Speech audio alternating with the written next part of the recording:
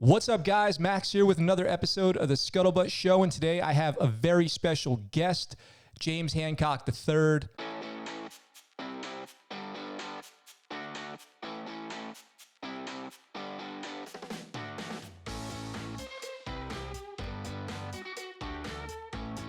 Yes, sir. Air Force veteran, comedian, currently starring on VetTV's show Mandatory Fun, which is a whole veteran stand-up comic episodic series on VetTV. Hey, James, how are you doing? Good, man. Bless. How are you? Excellent. Hey, thanks for joining us today. It's an honor and a pleasure to have you here. I appreciate the opportunity, man. Yeah, I found you because of Mandatory Fun. I saw you on there, and I reached out to a mutual friend of ours, Aiden, who was just on the show last week, and said, hey, you got to put me in touch with James if it's possible, if you think this is something he'd be interested in, because I thought you were so funny when I saw you on there. We were talking just before this. You just opened with a joke on there, and it was so funny. I had to pause the show so I didn't miss anything. It's like, I don't know, sometimes something just hits you and you think it's so funny, you know?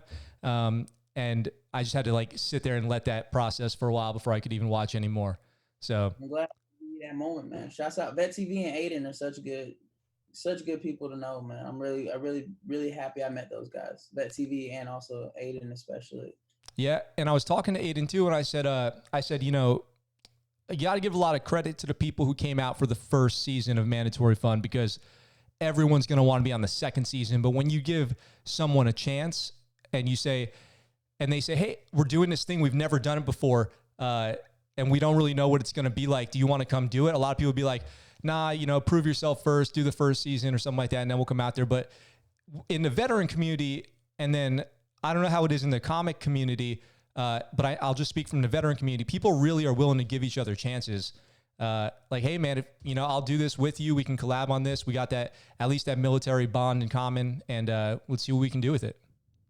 Yeah, I'm always down to give somebody a chance, comedy wise and also in military wise. Until you really, me as a person, until you do something to me negatively, I'm a ride with it, you know. And so when they brought it to me, of course I was like skeptical, but at the same time, the worst thing that could happen is that nobody sees it, and so there was really no.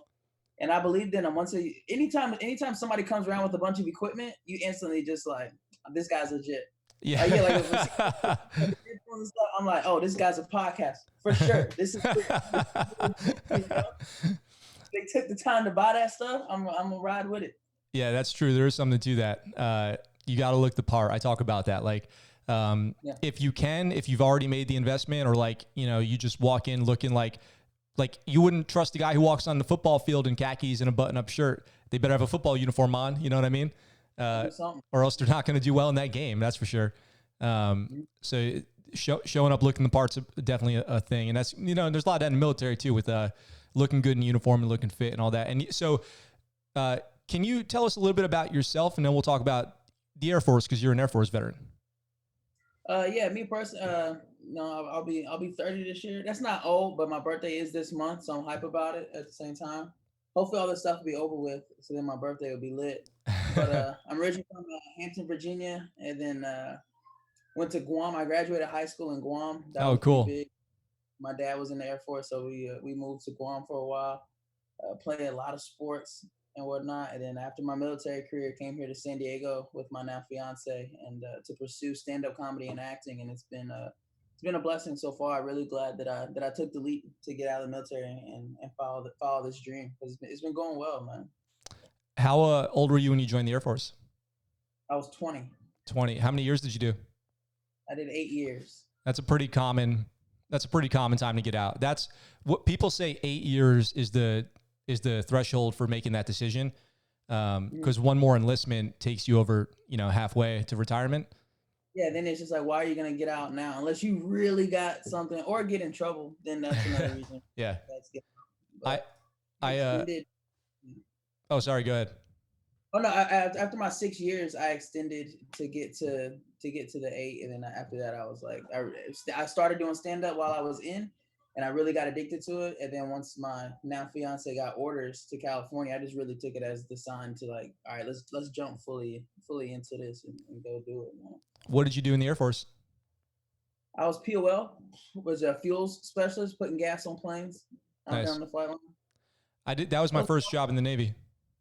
Oh, nice. Yeah. I worked with Navy guys that do that. It's cool. I really wanted to be a boom operator, like up in the plane, but that wasn't my what is it? The recruiter was like, oh, that's not available. That's not available. Which they say that a lot because they just be trying to like pump people in there. If I could go back, I would have definitely waited until I got either that boom operator job or like being in the medical field like I wanted to be. Because I feel like the recruiter was just like, no, it's not available. You got to do this. You got to do something. You got to do one of these jobs. But I definitely tell people to wait now if they're not hard up for money or about to be homeless or something like that, and they just got to get into the military. Take your time and wait and get the job that you really want, because that's really what makes your military career is what you're doing every day. Mm-hmm. That's really true. 100% true. In the Navy, we say choose your rate, choose your fate. So if you're not happy, it's gonna be tough. Yeah, it's very different. Everyone's experience always like how different people's experiences are, because you can have one guy that's just like working at the front desk at the gym, and he's stationed in Portugal, and then he goes to Korea, and then he goes to Guam, and then he's in California, and he's just at the gym around girls and freaking doing the easiest job. And then you got a guy that's on the flight line every day that's miserable, and he's been stationed in Arkansas, and then he went to Japan, and then he's got to go freaking somewhere else that he hates, Minot, North Dakota or something, and he's just hating life. Yep. It's just so different, those two people, their whole life experience in the military. Yep. So that always, dude, it always fucking blew my mind that I would like, and it happens out here. This happened to me when I was in Afghanistan in 2009 was the first time I ever experienced this. But now that I know it's a thing, I'm always like on the lookout for it, because it's like it'll trip me up. And here's what it is. Like I'm here in Okinawa, and I live next to Kadena Air Force Base, and that's where I go work out. And I go into the gym, and there's always people in the gym behind the desk, and they're wearing khakis and like a polo t-shirt. And I'm like, wait, you're in the Air Force. You're active duty like what a deal. And they were like that in Afghanistan too. Same deal, polo t-shirt, slacks. And I'm like, and they're, handing out basketballs, wiping down gym equipment, whatever, maintaining gym equipment. I'm like, dude, what is your job? What is your life? Yeah. And they're like a tech sergeant or like an E6. And I'm like, what is happening right now? Hardest thing they got to do is like schedule intramural sports. So like, volleyball season is the hardest to schedule. Bro, you just volleyball and then flag football. Oh my gosh, I have so much on my plate. Did you guys have a name for like the gym staff? Was there like you call somebody like a pogue or something? I think nonners was the term for anybody that wasn't like on like the flight line or doing stuff like that. Anybody that's medical or working at the gym was a nonner. Okay, a nonner. That's funny. Yeah, honor guard. That's the best thing is honor guard. Yeah, being able to work with people from all the different career fields, and we all come together to pay tribute to all the veterans and whatnot. That's that's my favorite thing I did in the military, was be able to do honor guard the 3 times I got to go. Wasn't it though? Like so anybody I've ever talked to has always said how much they loved it, but I'd always imagined I wouldn't have liked it too much because I wasn't very good with the haircuts and shave stuff. And you got to be like perfect, right? Like the standards there's nowhere with higher standards than honor guard, funeral services. They're supposed to be, yes, yeah. But you do sometimes you'll go on a detail with somebody and like, yo, you didn't even shave today. Like, man, we already here now. Fuck it, what are we gonna do? Like, all right, man, I guess. But yes, it's supposed to be the top of the grooming and whatnot. But I mean, stuff, especially at different base, depending on whatever base you're at, whoever's in charge, that's what's gonna be the deciding factor. So, and you said a minute ago, you started doing stand up in the Air Force. Yes, when I was in New Jersey. Okay, and what like how did you start? What was let's go to like, when did you know you wanted to do it? Were you like always funny in groups? Like in boot camp, were you funny? At work, were you funny? Yeah, I've always been like the class clown kind of deal, and just always that guy that's able to, find the funny in every situation, but never really like put it into like jokes and stuff. I was always kind of like naturally funny. But in Korea was the first time I ever actually made the decision to get on stage because they had like a little talent show thing on base. And I ended up just writing out any jokes that I could think of, like involving like my dad being white and growing up like that and stuff. And I ended up doing like 9 minutes on stage the very first time I ever got on stage. And it was very addicting instantly. So then when I went to New Jersey, I started writing more and thinking about doing it more. Then I started going to open mics in New Jersey, and then eventually won a contest in New York. They got me a residency to be able to go. And then like the most inspiring thing first starting out was getting off of work in the military, going home, changing, getting on the train to New York, and like walking through Times Square to go do my like 11 o'clock at night spot at this hole in the wall comedy club. But I'm walking through Times Square to go perform. It was extremely inspirational, and that's what really made I was like, all right, I want this, because I want to be, instead of walking to the little side street club, I want to look up and see my face up there on those billboards to go to the main club and be headlining there. And so that's always been one of my big goals, is to have a billboard, or even if it's just like one of the flashy ones where it's just like, yo, James Hancock the third tonight, and it's up there for like 10 seconds and then it's gone. I'm good with that. I just want one up there. Have you ever had a marquee? Not a marquee. I've had like poster, okay, but not an actual marquee. Well, no. we gotta figure out how we can get you a show where you get a marquee. Maybe out here in Okinawa, like a USO tour or something. That'd be dope. Yeah. I know a lot of comics do those USO tours. A lot of veteran comics. Maybe there's somewhere you can get on the program with that, like the USO website or something like that, and apply to be a touring comedian with them or something. Yeah, there's always more stuff to look into. There's different veteran groups for comedians and whatnot. That I got in touch with a couple of them. Nothing have come up with those kind of opportunities, but just local stuff for like the VA hospitals and whatnot. So okay, it'll come. I want to circle back around on that, because that's actually a question I had. But so you're walking through Times Square. That was a moment where you were like, I'm all in on this. I want to do this. And you've been pushing ever since. And how long ago was that? That was like 3.5 years ago. Okay, and now you're in San Diego, which if you don't know, San Diego has like, I don't know, a dozen legit comedy clubs in it. More? Legit. The main. It's only like 5, like real legit, like comedy. There's bars and stuff that do comedy shows, but the actual clubs, here in San Diego is the Madhouse Comedy Club, the Comedy Palace right here, the American Comedy Company, and then the Comedy Store in La Jolla. I think those and they just built a Laugh Factory downtown, but it's not open yet. Okay, so yeah. Like clubs. Okay, yeah, I guess that makes sense, because I've been to a bunch of other bars that do it. Yeah. Yeah, but there's a ton. San Diego has a ton of opportunity. You can go to a bar. Normally it's like a karaoke spot, but tonight they're doing comedy. I've seen restaurants that just have stand-up. There's a lot of different venues for stand-up comedy here in San Diego. A lot of opportunities in San Diego. Okay. To get on stage. Yeah. Which is great. And so, okay, so I want to talk mostly about the stand-up stuff, but I got to ask you real quick. What was your experience like getting out of the Air Force? Because a big part of our show is like transitioning from military to civilian and how that process goes. So what did you do while you were getting ready to get out of the Air Force to prepare to, because you already knew you wanted to do comedy. So what were you doing when you were getting out of the Air Force to kind of prep for that? I was looking up as many different like comedy clubs, reaching out to clubs here to try to perform. I really want to be an actor. So I was really looking into the different, steps to becoming an actor. Especially out here in like San Diego and in the LA area, and just researching as much as I could. But the process to actually get out of the military, going through the transitional programs and stuff, and then coming here and you're allowed to do like 6 months of unemployment. That helps, where I can just do 6 months of just collect the unemployment and just be able to research more and perform as much as I could. And so those things really helped. Are there any? I don't know if they answered your question. Yeah. Mm-hmm.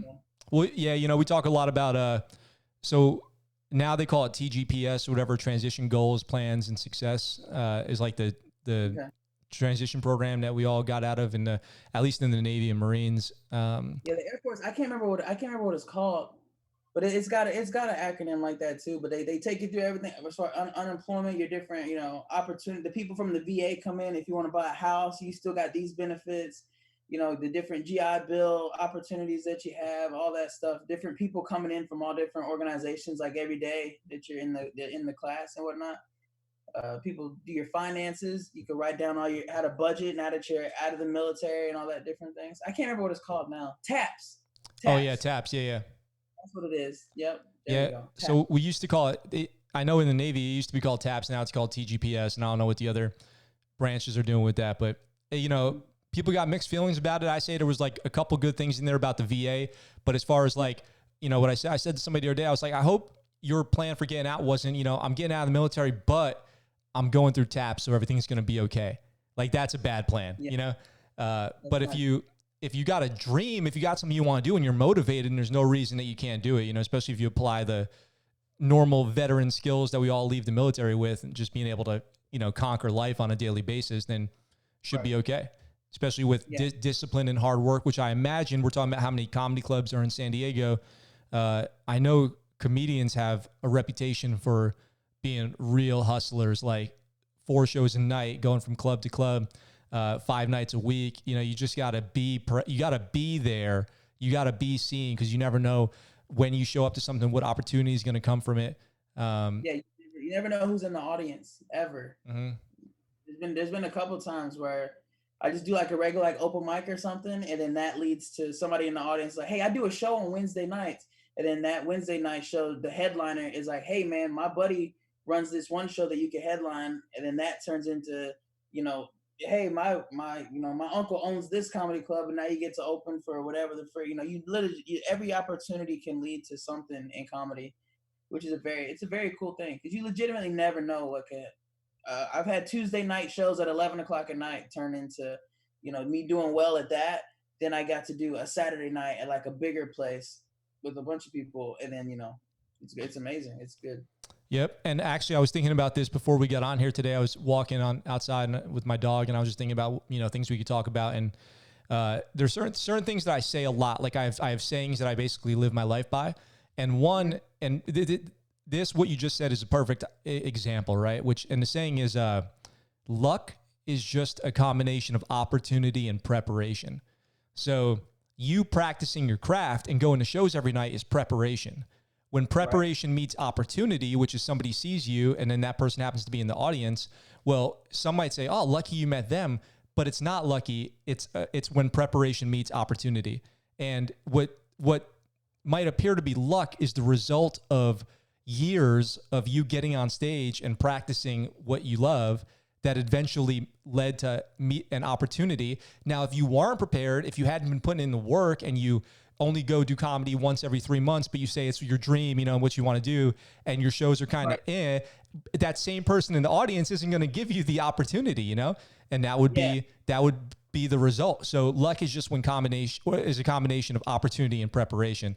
And it sounds like you're doing a lot of the preparation, and in that you're finding a lot of opportunity. So what's like a normal week for you when, let's say total normal, it's May 2020 right now, but let's say it's a totally normal time in the world.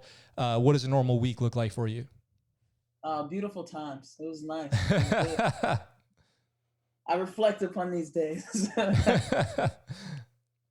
I definitely say I perform. I was getting into a very good groove of performing constantly, especially like Thursday, Friday, Saturday. I was getting to have a good run of like almost every week having something going on Thursday, Friday, Saturday. And then I had just recently got passed at the Comedy Store in La Jolla. Shouts out to them, one of my favorite spots, man. And they so I'm in that like group of guys that are able to go perform like every Wednesday. Oh, congratulations.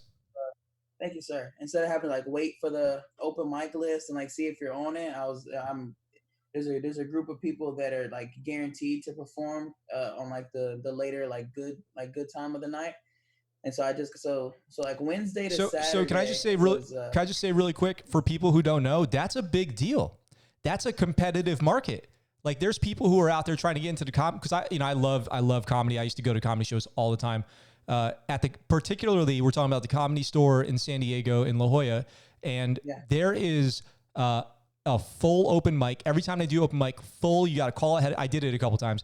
You got to call ahead of time to do the open mic. Then you go up there and you get like 3 minutes or 5 minutes, depending. And then to become like a normal, like Best of San Diego or whatever, there's only a few spots, and then you get like 10 or 15 minutes on the nights that you go. And there's people trying to break into that. It's hard. It's hard work. Congratulations. That's cool. Yeah, I was really excited when I got to be a part, because I respect a lot of the guys that were in that group. I would go to the mic, even if I wasn't on the list. I'd go kick it, have a drink, and then see who was on that best of. And there was a lot of cats that I respected what they was doing on stage and off stage, how they hustled. And so to be a part of that group was a real big. I was really excited about it. And I only got to do it like twice before all this stuff happened. Oh, man. So yeah, I would try to just, and in between there, on a really good week, I would have like 1 or 2 like different acting opportunities that will come up during the week after work or in the morning that I would be able to go do. So a really good week could be like 3 nights of stand up, and then also like 1 or 2 acting opportunities throughout the week is a real good week. Now, talking about your acting, I watched your reel on YouTube. Nice. And I saw you were doing some of the Manscaped commercials, which were like pretty funny to watch. And so here's what I would say about it from watching it. You can tell somebody's doing a good job acting when you don't even notice them. Like you're watching them, but you don't notice them acting because it seems like you're just watching somebody do something natural. And then nothing about them stands out, because you only notice things that are out of place. That's the whole point. Doing a good video, you don't really notice any one thing because they all look like they're in the right spot, and you're just enjoying what you're watching. You just sit back and watch, and you're just, It's just a flow, which is what I thought when I saw you. You were doing a great job of that. Like it all seemed, very professional, high level. You're very talented, obviously. You look good on camera, sound good. Acting job was good. So great job with that. So I take that back in a stand-up compliment, man, because that's the dream right there, acting, and I don't do it as often. So I really appreciate that, for real, because I really want to be a successful actor, and I love stand-up, but I started doing stand-up because I knew that it would be a good avenue to get me to acting. And so whenever acting stuff comes up, I'm more nervous to go act than I am to do like stand-up, just because that's what I really want to do it. So anytime that somebody notices good things about that, I'm very, very thankful, man. Oh, man. Well, good. Yeah, you're welcome. I mean it. So I hope that you can find a lot of opportunities as soon as things open back up. So you said you're more nervous about acting than you are about stand-up. So my question is, have you always been a good public speaker? Has that always been something that was kind of easy for you? Or did you have a lot of stage fright? Because stand-up comedy is like the ultimate stage fright situation. If you experience stage fright, I can't imagine a scarier situation than you getting up on stage with the idea, the notion already in mind that you're supposed to make everybody laugh, and then they're staring at you like as if they're trying not to laugh. Like a lot of people will be out there like, "Come on, make me laugh. I bet I won't," And then you gotta get up there and be comfortable, because if you're not comfortable, that's the worst. Then you're not gonna have a good show. And then you get up there, you have to tell jokes. Sometimes the jokes don't land the way that you would hope, and then that can be really traumatic. Basically, put you in a downward spiral. So public speaking wise, how were you with that? Has that always been a normal thing? Yeah, I can say I've never been too nervous in front of a crowd, whether it be good or bad, a good or bad situation. I was in the marching band, I'm surrounded by a bunch of people, but I was in front of people then, and then like at different like family functions, I would do different like impersonations and stuff. Like The Rock was a big one that my family would legit be like, go put your little stuff on it and do The Rock. And I'd come in and do the eyebrow, and I'd ask my aunt, like, "What's your name, sweetie?" And then she'd say, "It doesn't matter what's your name." All these stuff like that. And then when I was in the military, I did a lot of public speaking for different. I would always volunteer to be the speaker of different ceremonies and whatnot. And my dad did it too. I think that's one thing that helped, was working with my dad whenever he would have speeches and whatnot to do, because he emceed a lot of events when he was in the military, retirements and change of commands and whatnot. And so I would read over the script with him and even recite it so that way he could hear it and then be able to change and help him. So then when I got into the military, I did the exact same thing and was doing retirement ceremonies and stuff. And then it got to the point where towards the end of my career, people were not even in my squadron or anything, was emailing my supervision asking if it was okay if I could do their ceremonies and stuff, because I did get pretty good at it. And I would improvise different jokes and stuff inside of it. And then once, the stand up started, then I really was trying to, now I was reaching out any kind of event that was, I just wanted to get in front of people as much as I can. Anytime there was a microphone, I was doing my damnness to get to it, man.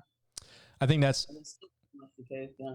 Public speaking is something that like I've always thought it came naturally to me. Like at least not having stage fright came naturally to me. And I've always liked being in front of people. Like I want to be in front of people.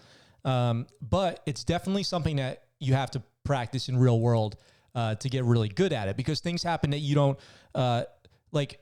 A good example is if you don't do a lot of public speaking events, you get up on stage and the microphone's not adjusted to the right height.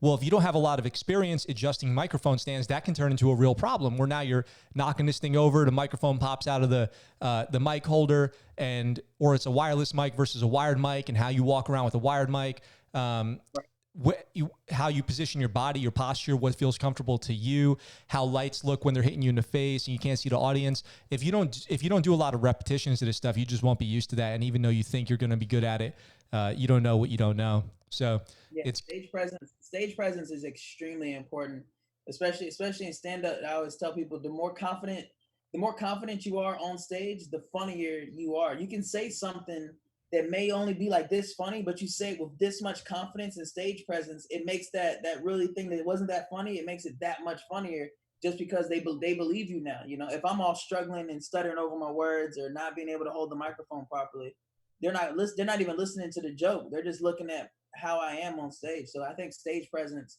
and like you were saying, those repetitions on stage is what's going to get you to have good stage presence, to where that combined with that natural ability to do public speaking is really what makes good cats good. That's good advice if you're out there and you think you might want to try some stand up or tell some jokes or just improve your public speaking, because a good public speaker also is good at telling jokes. They usually go kind of hand in hand. Yeah, because a lot of even pastors are really good at that. Being able to take something real dark and serious, and then throw a joke in there to lighten the mood up. I think pastors and like preachers are like some of like the original stand-up comedians for real. Well, they have something that they have really good is timing, really good timing with how they speak, whether it's funny or emotional. You change your tempo, you change your timing.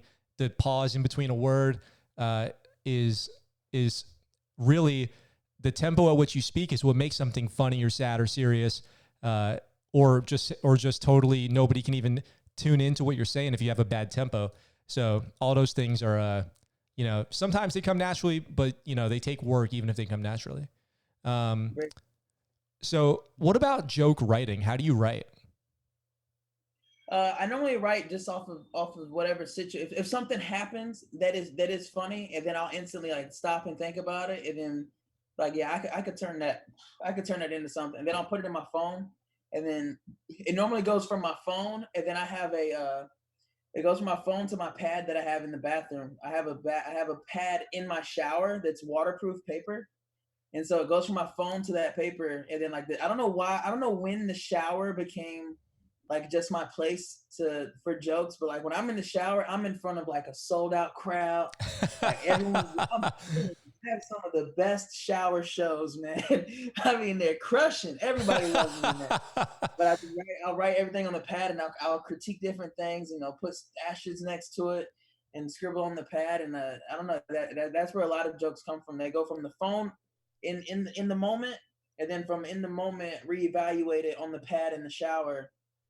And then it goes, and then the reevaluated version of it goes back into the phone on the good jokes list. And then now I got, now that's a new joke that I can go and take to work on it at a mic or the one of the best of shows on a Wednesday and whatnot, and see what I can do to tweak it to being a real good piece of work. Okay, so I actually, I write down jokes in my phone. I love to tell jokes. I have a lot of you know, a guy walks into a bar jokes, but a lot of that's not what stand-up is though. Stand-up is storytelling. And I try to write a lot of like stand-up style jokes as well. But when you tell them to people, you usually have to like work them into I'm just speaking from personal experience. You let me know if this sounds right to you or you do something different. I usually have to work them into a conversation. So like, for example, the other night I was trying to tell somebody a funny story about going to the dentist, like the military dentist. And I couldn't just start telling them that. I had to like somehow guide the conversation to be about like dental. And then I can tell the story, even though I already knew what I wanted to say, because I wanted to like tell it and see if it would be funny or people think it was funny or whatever. I write down jokes in my phone. Do you ever, I'm horrible about this. Do you ever come up with a joke and forget it? Yeah. Yeah, I've come like I'll think it's funny and then it doesn't go into my phone, and then later on I'll be like, man, I'll ask my fiance Christina, I'm like, what was that thing I was laughing at earlier? And she's like, how am I supposed to know? And she was like, God dang it, what were we doing? What were we doing all day? I was driving. What happened? I saw a squirrel. No, that shit wasn't funny. Damn it, what was I doing? It's just gone, and there's just so many great jokes are just gone. I don't know. Yep, I definitely forgot my jokes and forgot it.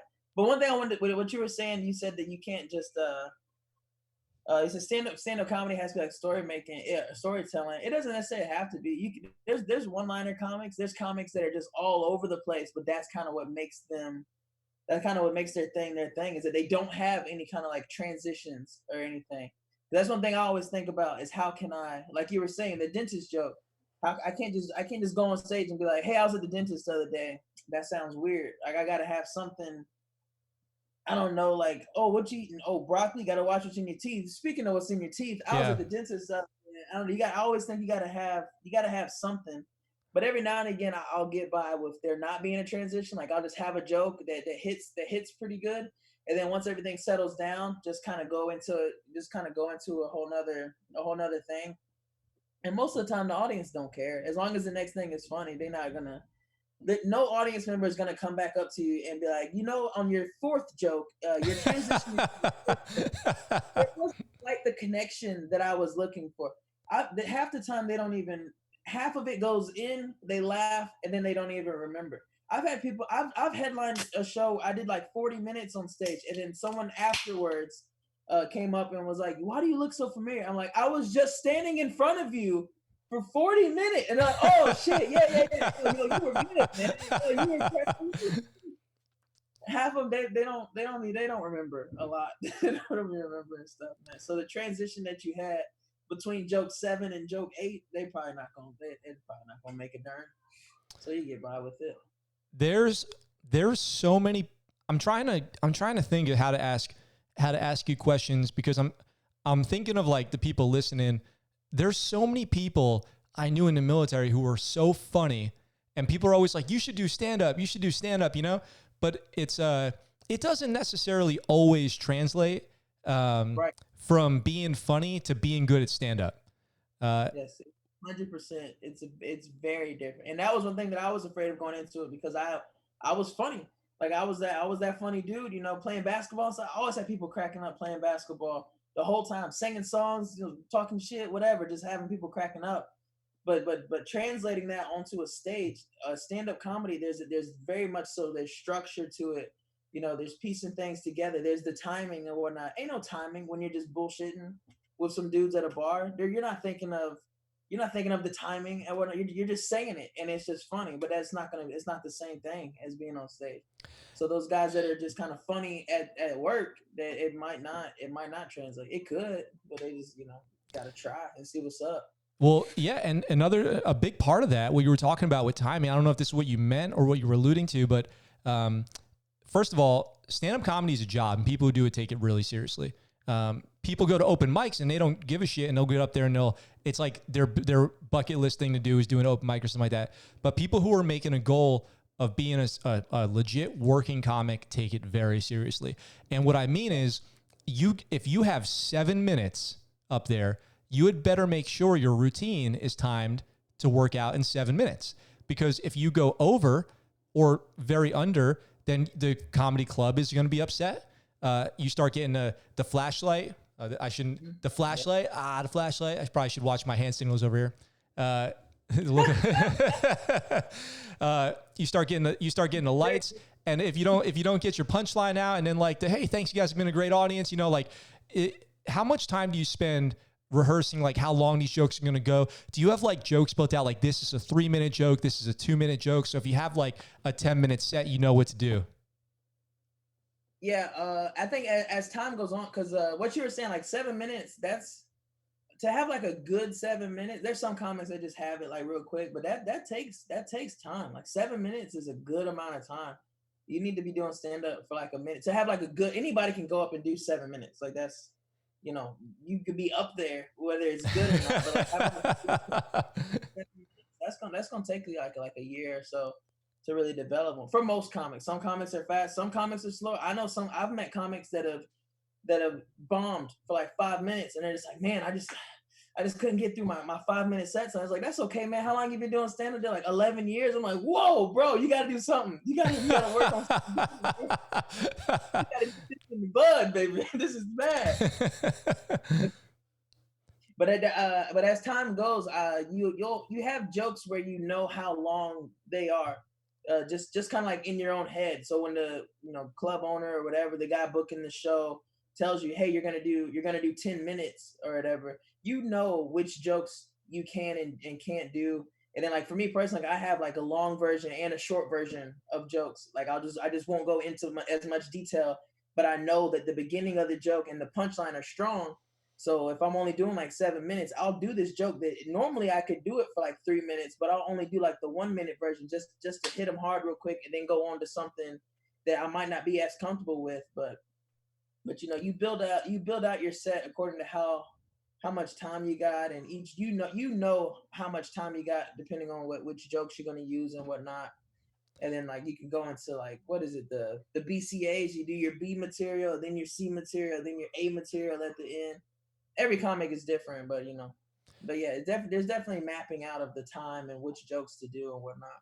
So kind of what you just said about the BCAs is like a perfect example of if you're watching comedy,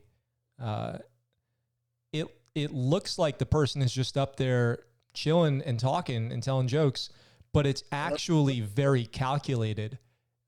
What they're doing is very calculated and rehearsed and practiced, and they've probably already done it at open mics to see if it's funny, and they probably put hours of work into what they're doing, just on thousands of hours probably in reality, to get up there and make it look like they're just winging it. Like if you are watching a show and it looks like the person's just winging it, then they're doing a good job.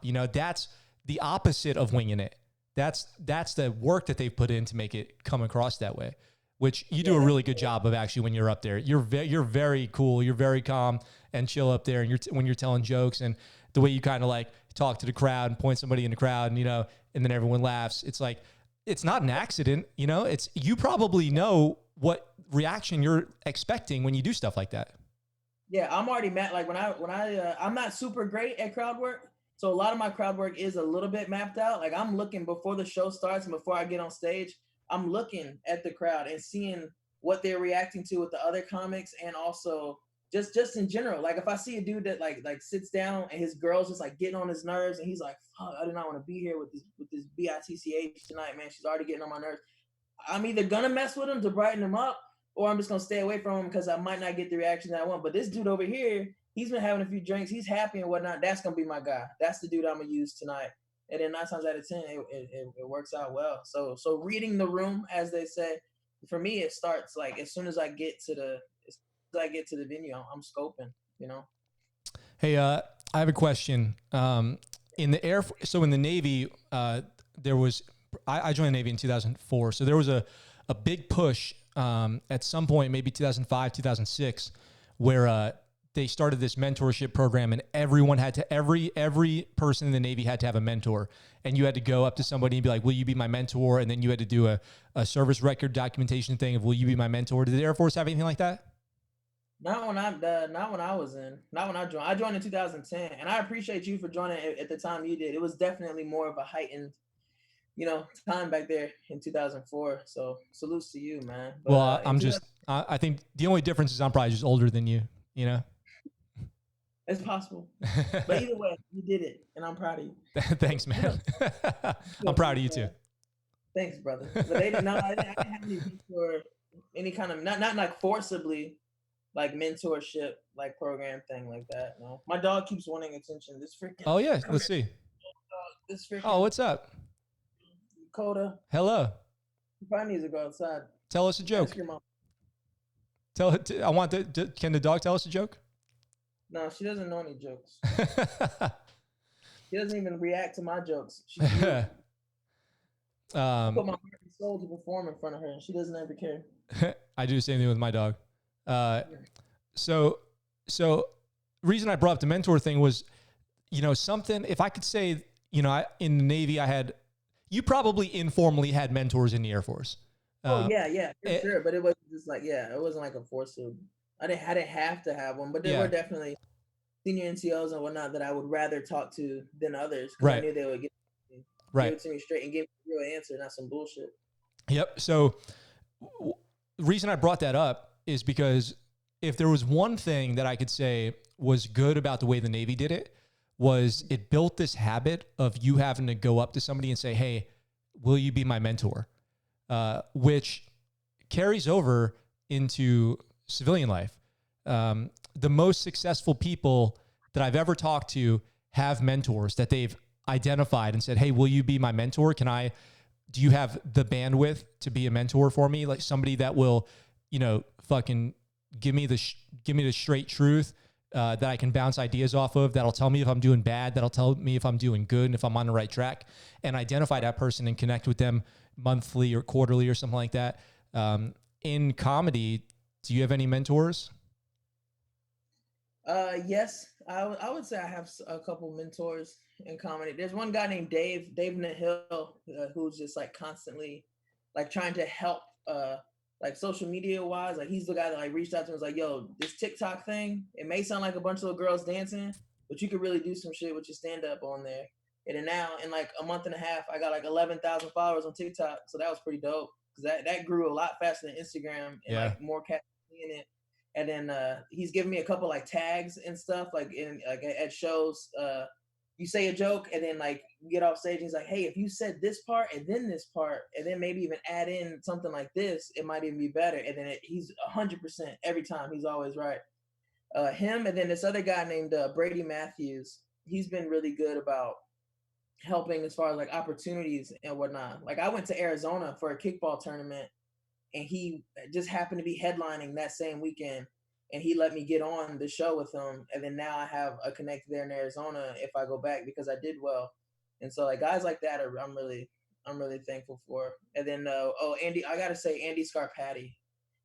He owns a comedy club in Philadelphia called the Comedy Cabaret, and I won his like newcomers competition. And ever since I won that contest, he just fully believed in me. Gave me when I was living in Jersey, always gave me opportunities there in Philadelphia, and would critique me off stage. And he really made me push myself, because I had like 5 minutes, and I'm like I'm nailing that 5 minutes, I'm crushing. And then he was like, hey, you're gonna do 9 minutes next show. And I'm like, hold up, I don't have 9 minutes. He's like, you're gonna have 9 minutes before Saturday, or you're gonna look stupid. Okay, cool. So I do the 10 minutes, and then he's like, yo, that was really great. Next weekend, you're going to do 15. All right, I'll talk to you. Like, whoa, a 15? What are you talking? But I did it, and because he saw it in me, So I'm very thankful to have people like that push me, especially early on. It was dope. That's good. Especially that last example, because somebody to give you that push, you might never, or not never, but sometimes somebody doing that to you, like, hey, this is it. Next weekend, you're doing this, like it or not, one way or the other, it's happening. Will bring out the best in you. It's like the sink or swim moments, where if you swim, I believe that'll push you further, and you're going to, from that, you'll grow on your own, because you've had the confidence, like, hey, I did this. It's like going to boot camp. Like, I did this. I now believe I can do more, once you go through that, you believe in yourself even more. And it's almost like you can do anything at that point. Yeah, after I did like the 12, 15, I was always ready to do like 8 or 9. It was easy after that. So very good. I think everyone should have mentor. If you're listening, everyone should have mentors. Whatever you're doing, you should identify a mentor and say, hey, I'd like you to be my mentor. It can be formal or, kind of informal. Maybe like once a month, we'll talk about what's going on. And I just want you to tell me what I need to hear, which sounds like that those people are doing that, especially people who are like telling you you're going to do more time on stage. That's just maybe what you need to hear, which is awesome. Now, so you're doing comedy, but you said you really want to do acting. So I don't want to forget about that because you said that. So it's obviously very important to you. How did you get started in acting, and what have you been acting in? I've done a lot of like short films and a few different commercial things. The Backstage app helps a lot. That Backstage app. Let me take this dog out of the room. Oh yeah.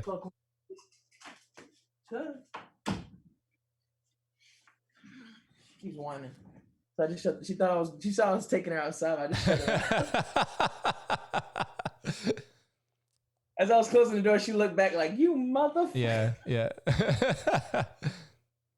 But finding opportunities on the Backstage app helped. I was able to find different short films, and then just like in comedy, how you never know who's around or who's in the audience. The same thing happened on like the first short film that I did.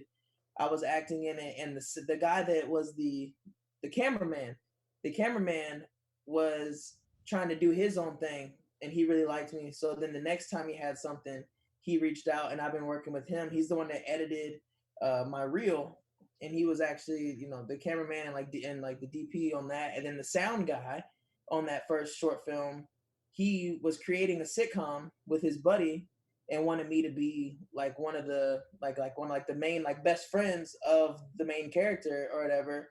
And so I was able to shoot some stuff with that. And even if the little sitcom stuff doesn't go anywhere, just those reps and meeting those other actors and whatnot just always leads to other opportunities. So doing the backstage stuff, and then with the Manscaped was just sometimes just having material, just putting yourself out there, being bold enough to have content online really pays off, because that's where Manscaped came in. They just messaged me on Facebook. The I don't know what he's called, the main video director of video, I don't know what he would be called. He just reached out to me and said, "Hey man, you're really funny, you got a good look. Are you interested in acting?" And I was like, "Yes, sir. Let's do it." And I got to go to the Manscaped corporate office and stuff, and then that's where those came from. And one comic, he's just a comedian, but he's also a writer for this other company. Then I was able to do different things with them.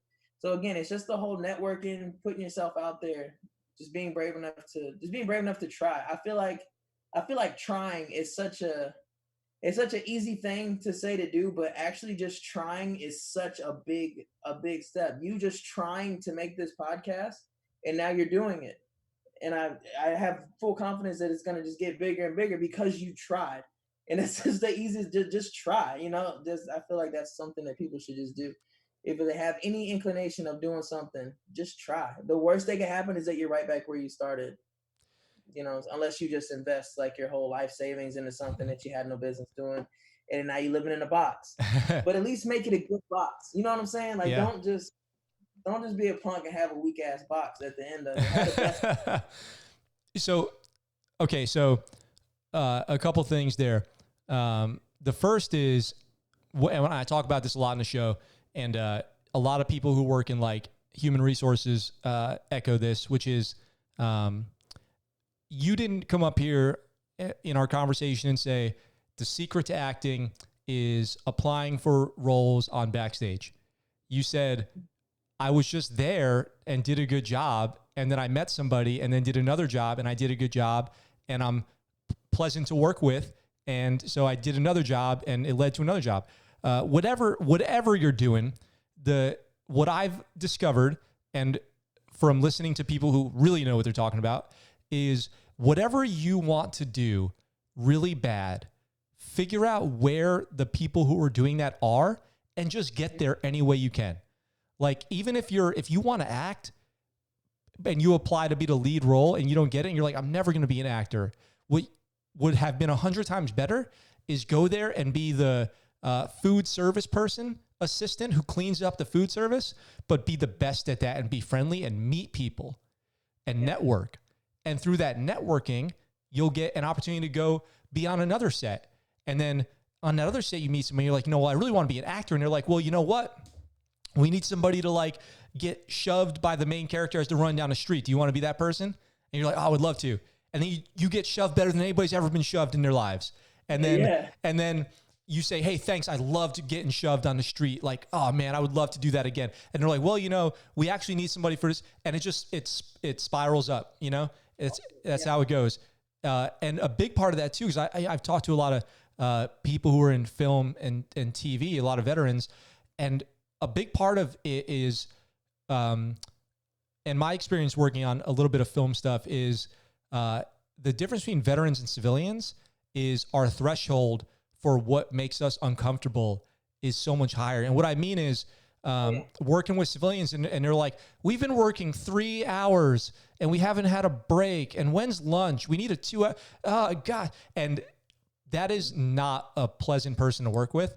But if as a veteran, you're like, yeah, we've been working for 19 hours in the sun and it's hot and that's fine.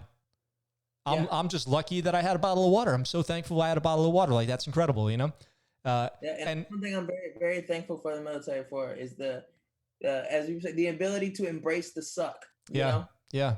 It pays it while you're in it, man, you hate it. You're like, why did I sign? Why am I in the heat pulling weeds? But then in a situation like that, you're on a film set out in the heat and you're the only one that's not complaining because like, look, as long as they don't tell me to pick no weeds, bro, I'm cool with whatever. They can do whatever they got to do, man. I ain't picking weeds. I'm straight. Mm-hmm. And guess who's going to get invited back? Exactly. Not the complainers, you know, not the bad attitude people. Got people with that positive mental attitude. So what's your so people I'll put this up at the, you know, this is going to be on the screen the whole time. I'll put this up at the front of the podcast. But where can people find you at? Like what's your TikTok? What's your IG? Where are you at on YouTube? YouTube, Instagram, and TikTok is all Hancock Comedy. YouTube's the only one that has an underscore in between the Hancock and the comedy. And then Facebook is James Hancock III. Reach out to me on anything. Message me. I got t-shirts that I sell. My Laugh More shirts. Cool. I got cards. I got stickers now. I got condoms. She gave me condoms because I got a joke about my condoms are at my new place. We're moving, but I have a joke about weed and how I've never smoked before, but the guys that smoke weed sound like they trying to have sex with me. And she got me some condoms to say I'm trying to get high, not pregnant. And so that's pretty cool, man. Nice. So y'all hit me up on anything. I'd love to send you a t-shirt, you know, do whatever, collab with me, make a video if you're in the area, anything, man. So if people want to work with you, they can find you at on any of your social medias. They can just reach out to you. 100%. Yes, awesome. Sir.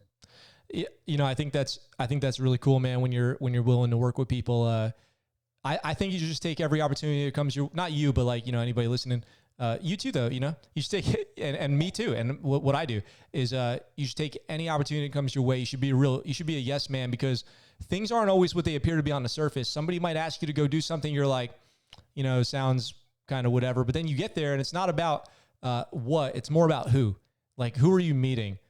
Whose lives are you reaching out to and touching, you know? You never know. It's just, you got to be that. But if you're not out there, if you're not putting yourself out there, if you're not going outside, then you're never going to do anything. You're just going to. I was saying this the other day. You legitimately never know who you're talking to. I was in an elevator the other day, and it was like two kids. They were like 15 years old.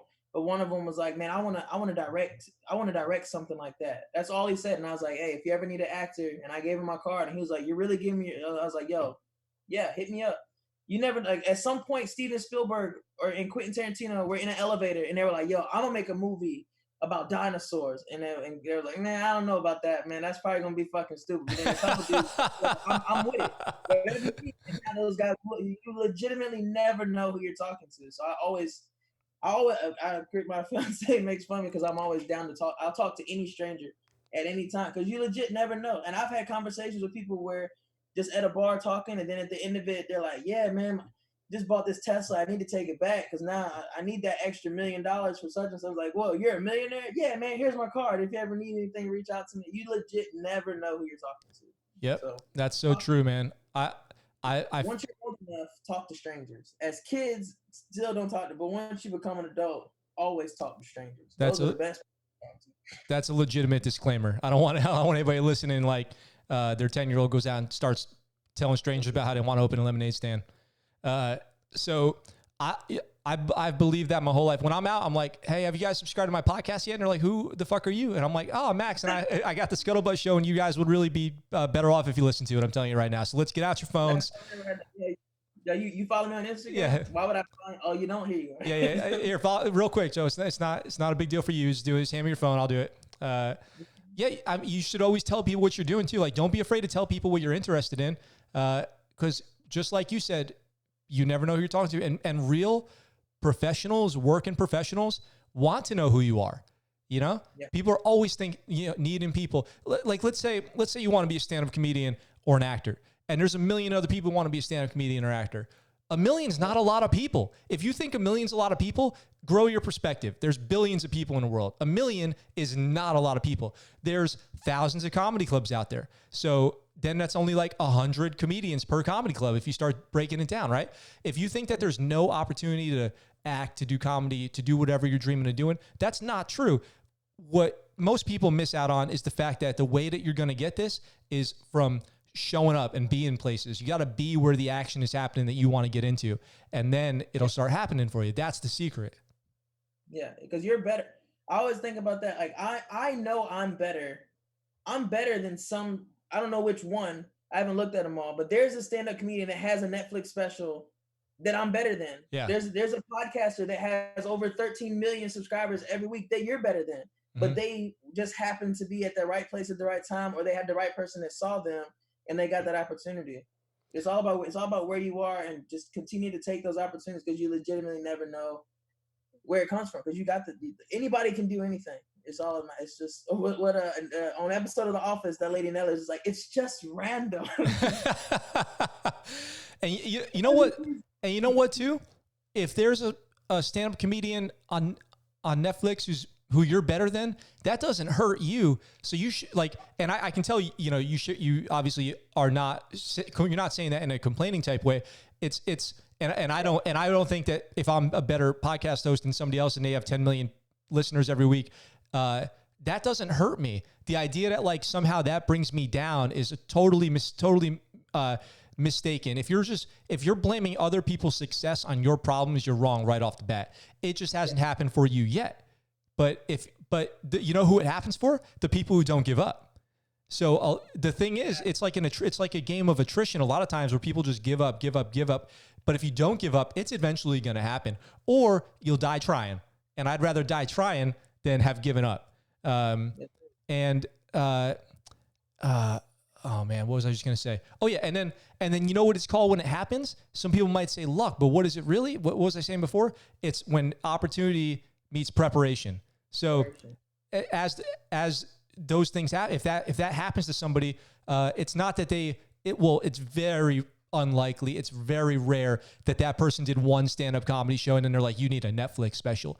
I'm sure that person did 10,000 shows, even if they're not the best, they were out there. There's no question about it. They were just out there until it happened, So I like that. You got to just stay. You can't measure your success against somebody else's. You just have to keep, I'm happy when other people succeed. If somebody asks me how to start people ask me all the time how to start a podcast, and I'm like, here's how I do it. Here's how I upload my episodes. Here's how I record them. If they upload their first episode and then they go viral and they get famous, I wouldn't be mad at them for getting a hit, because it doesn't detract from people who are listening to me if we're talking about different stuff, Anyway, a little bit of a tangent there, but I hope somebody got something out of that. That dude don't call it the ScuttleButt, then you good. Yeah, don't call it the ScuttleButt Show. Don't take my cover art, and we're all good. Then it's all good. Yeah. Somebody. Let me ask you this: is the worst thing someone can ask you after you say you want to be a stand-up comedian is tell me a joke? It's up there.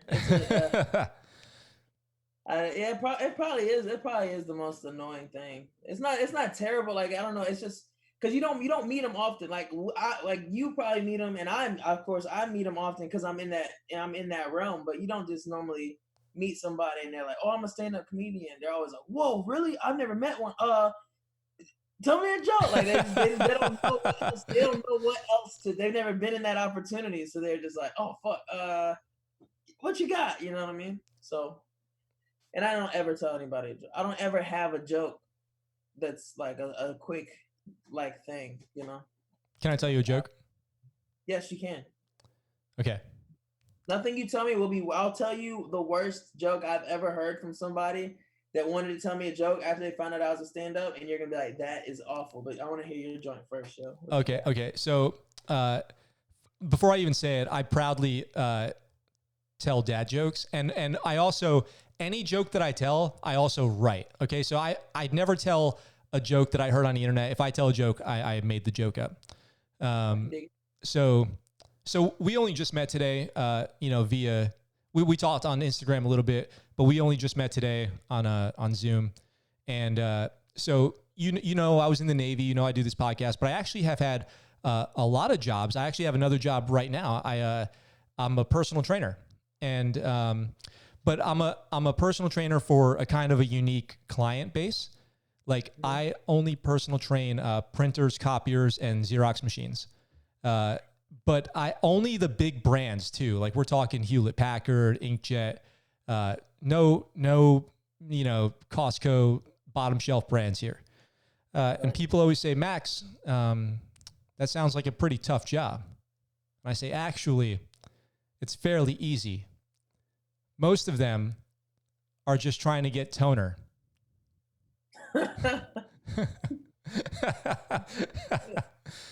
Like the ink. There's a lot of lead up. Like I kept thinking that I was waiting. Like I kept thinking of when the punchline was gonna be, and I was like, damn, it didn't come right there. Okay, it didn't come right there. The toner, I like it. Yep. Because I'll explain. I like to explain my jokes. Toner's another name for the ink that's used to print on the paper. So if you're listening at home and you missed it, that's why that joke is so funny. Now, people are probably winding down their laughter right now, so we can get back to what we were talking about. Don't explain it. I love explaining my. I think it's even funnier to explain the joke. I always explain my jokes. It is funny. Some like I have like a couple jokes that are like sexual, like innuendos, where I don't actually like say like something sexual, but then I take a minute and then I'd be like sex like that. But the worst the worst joke I've ever heard. This guy found out I did stand up, and he was drunk. Most of these conversations happen when somebody is intoxicated. Totally. And he said, how do you get a dog to stop humping your leg? How? This man said, and I don't condone it at all. This is not a James Hancock III original. Okay, this is somebody else said this. He said to get a dog to stop humping your leg, you pick him up and suck his dick. I wanted to call the cops, man. Like I was like, yo, you don't need to be on the streets, bro. You need to be on the streets, bro. That's amazing. Thank you for telling me that story, because I can now measure the weirdest person I've ever met against that. What? And there's one thing I wanted to, you can edit this to where it's in when you were actually talking about it, or just cut it out. But you were saying that how it's mathematical when a comedian is on stage and whatnot, and how they're going to their jokes. It also gets to, and how you were saying, like it gets really natural, and like the more natural somebody looks, the better. It gets to a point sometimes, and I've talked to other comics about this, where if you're doing a joke that you've said like multiple times, or even doing a whole like 10 minutes that you constantly have done. You ever been driving and then you just kind of zone out, and then like you like snap back and you're like, oh shit, I've been driving for the past 10 minutes, like, but you don't have any recollection of the road. That happens on stage. Like you go like 5 or 10 minutes to go by, and you're just like I've had a moment on stage where like everyone like a big applause, or not applause, but a big laughter has happened. And then like I just like snap out of it, and I'm like, holy shit, I've been like talking to these people, but you just get on autopilot. sometimes, and I don't like when it happens. Like it's only happened a couple of times, but it is very possible. And that's like, it's scary because you're like, what did I whip my dick out? What happened? But it does sometimes get to a point where you said a joke so many times that you're just kind of on autopilot for a minute, and then like you like snap out of it. So that's a good and bad thing, but it is scary. It was scary when the first time it happened. It was very scary because I didn't know what I said right before that. So I had to get myself back to. I was like, all right, I must have said this. So the next thing in my head is this, and then all right, cool. Then I coasted through the rest of the set. Let me ask you this. First of all, I totally get what you're talking about. Totally makes sense. I've had that experience many times. It happens all the time with, I'm sure, whatever people do, if they do it enough and it's their job and they repeat it over and over again, that'll happen. But now let me ask you this. You go up to do a set, stone cold sober, a little buzz, or kind of drunk. What's the best way to do it? For me personally, the best for me is I have 2 Michelob Ultras. Shouts out to Michelob. If you're listening, I would love to be sponsored by you guys. I've sent emails, whatever. But my sweet spot is two Michelob Ultras or whatever beer the bar had. I prefer Michelob Ultra, but 2 beers is my like sweet spot. I've gone on stage where I've been like, later on in the show, and I've had like 2 or 3 beers, and then like the comics like, yo, let's do a shot, and then like one of my friends that is a big drinker has come to like see me perform, and then they buy me a shot. So now I'm like 3 beers and 2 shots in, and I'm on stage and I'm drunk. I'm not good. That's not how a good way for me to perform. Mainly because I'm so in my own head, like, oh shit, I'm kind of drunk right now, and now I gotta talk to these people. So now I'm all paranoid that I'm gonna mess up, and then I end up messing up.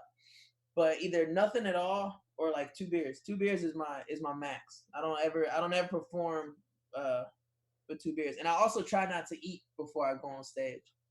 I do my best. Sometimes if they're like, hey man, the kitchen about to close and we're gonna give you free food. Do you want it? And I'm like, all right, yeah, cool. And then I'll eat it. But other than that, I try not to eat before I go on stage, and I don't ever have more than 2 beers.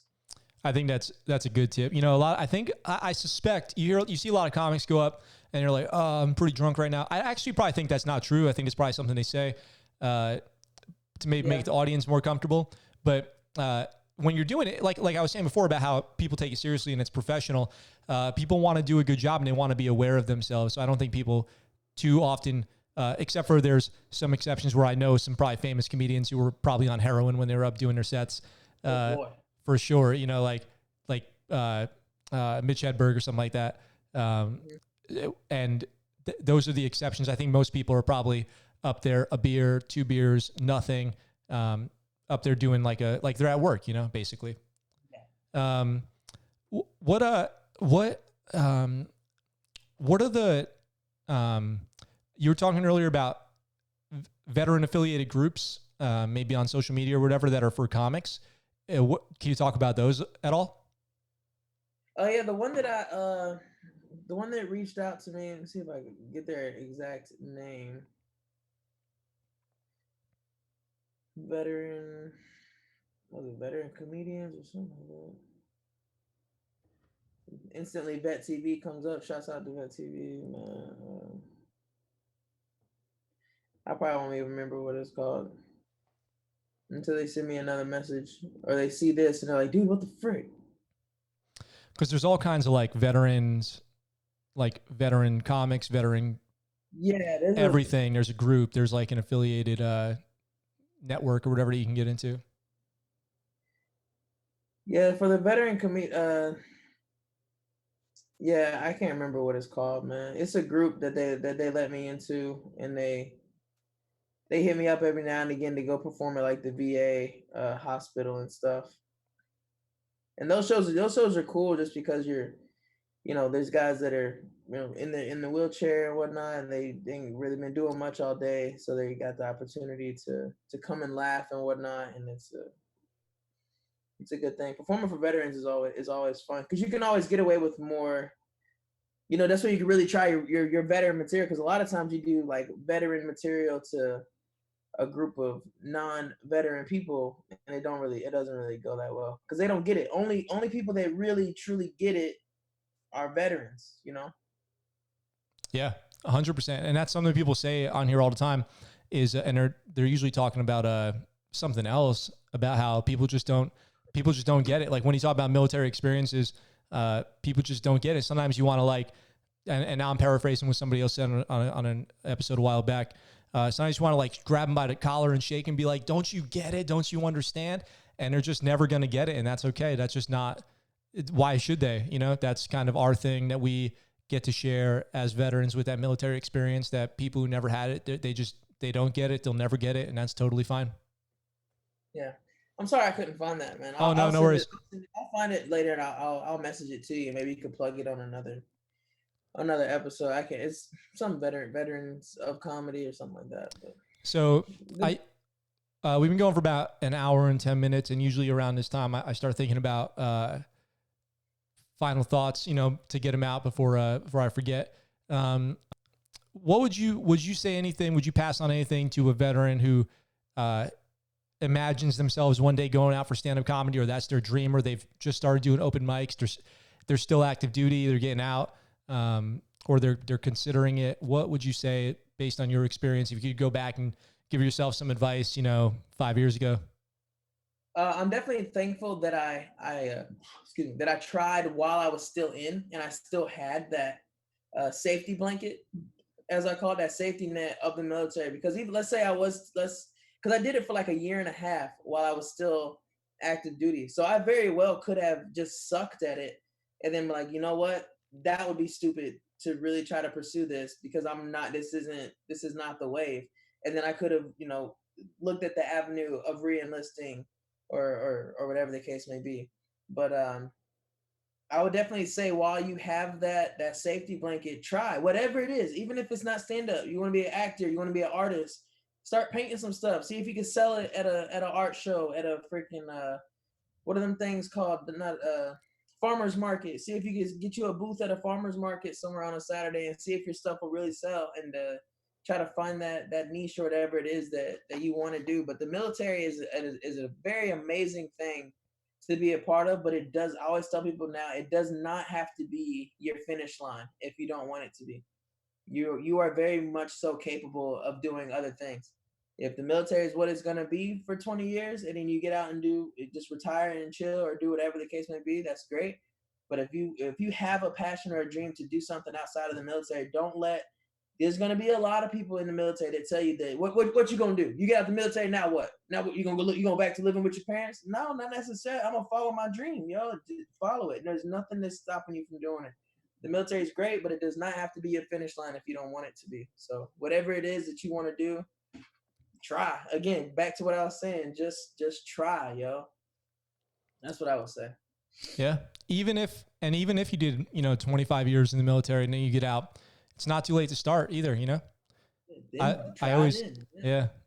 hope people, you should never feel like you're too old to start something new, because you hopefully have a lot of life ahead of you, even if you did.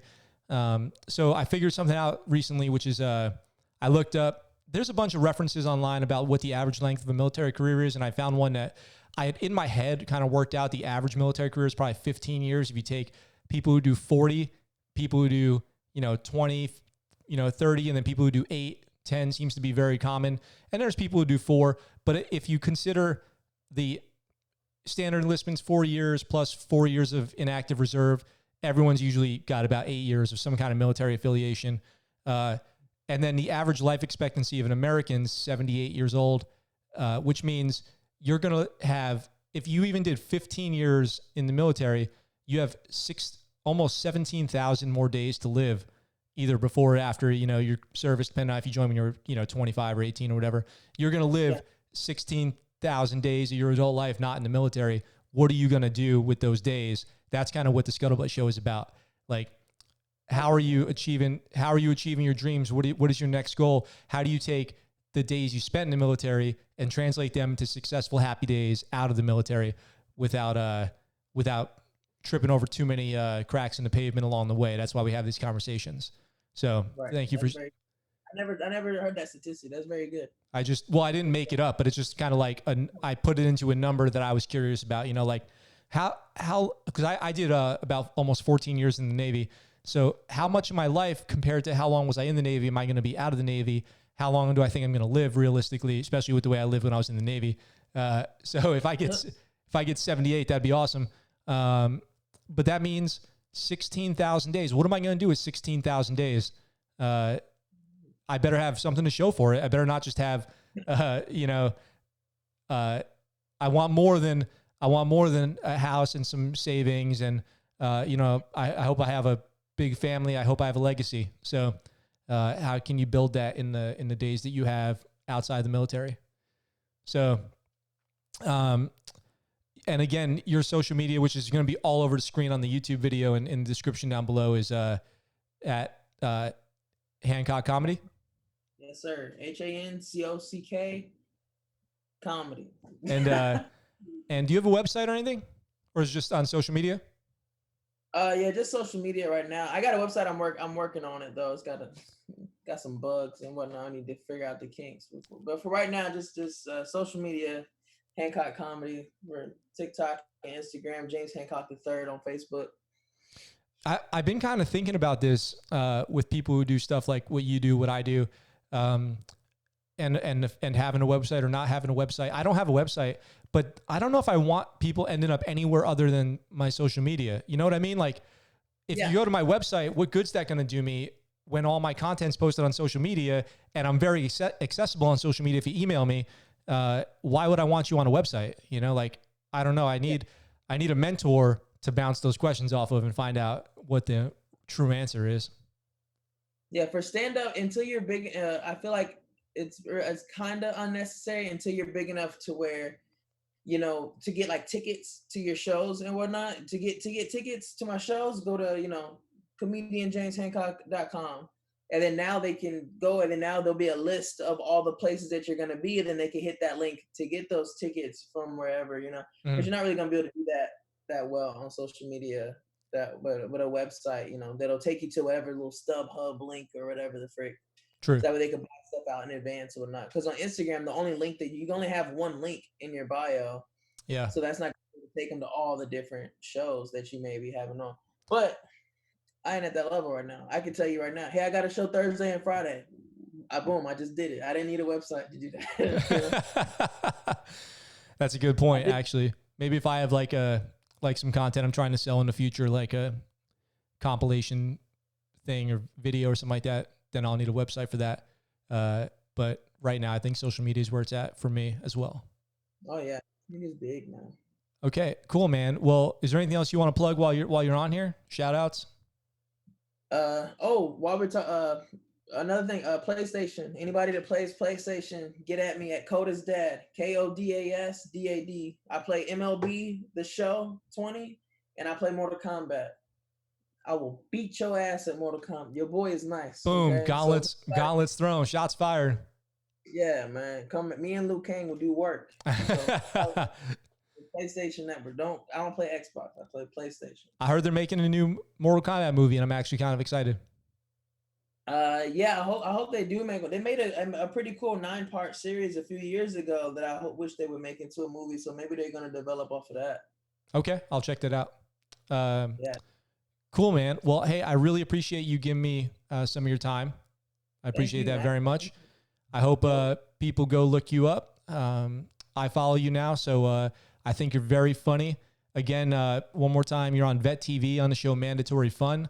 You've got a lot of content on YouTube, so you guys got to go check out James Hancock III on there.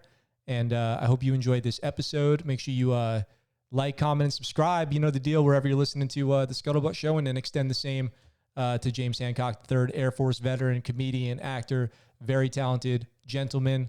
And I guess we will wrap up here. Again, one last thing. You got anything else that I missed out on here? No, I'm good. Everybody listen to the ScuttleButt, man. I believe in this, man. I pray it's nothing but success, my man. Hey, I really appreciate that. Thank you very much. All right. We will talk to you guys soon.